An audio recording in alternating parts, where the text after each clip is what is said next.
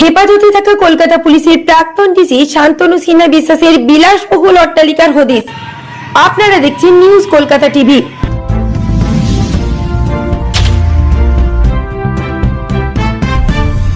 কলকাতা পুলিশের প্রাক্তন ডিসি শান্তনু সিনহা বিশ্বাস জমি দখল ও তোলাবাজির আর্থিক তছরূপের মামলায় এনফোর্সমেন্ট ডিরেক্টরেট ইডি দ্বারা গ্রেপ্তার হওয়ার পর তার একাধিক বিলাসবহুল বাড়ির বিবরণ প্রকাশ্যে আসে।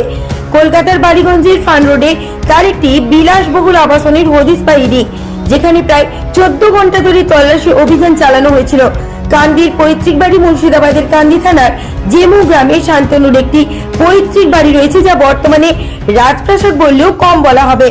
এক সময়ে সাধারণ বাড়িটি গত 2 বছরে প্রায় 2.5 কোটি টাকা খরচে বিলাসবহুল হোয়াইট হাউসে রূপান্তরিত হয়। বাড়ির সামনে রয়েছে বিশাল সিংহমূর্তি এবং চারপাশে পাঁচিল এবং পেল্লাই দরজা দিয়ে ঘেরা। এই বাড়িতে মূলত শান্তনুর বোন তথা কান্দি পুরসভার ভাইস চেয়ারম্যান গৌরী সিনহা বিশ্বাস থাকতেন, যার কারণে স্থানীয় মানুষ একে হোয়াইট হাউস ভাইস চেয়ারম্যানের বাড়ি হিসাবেও চিনে থাকেন।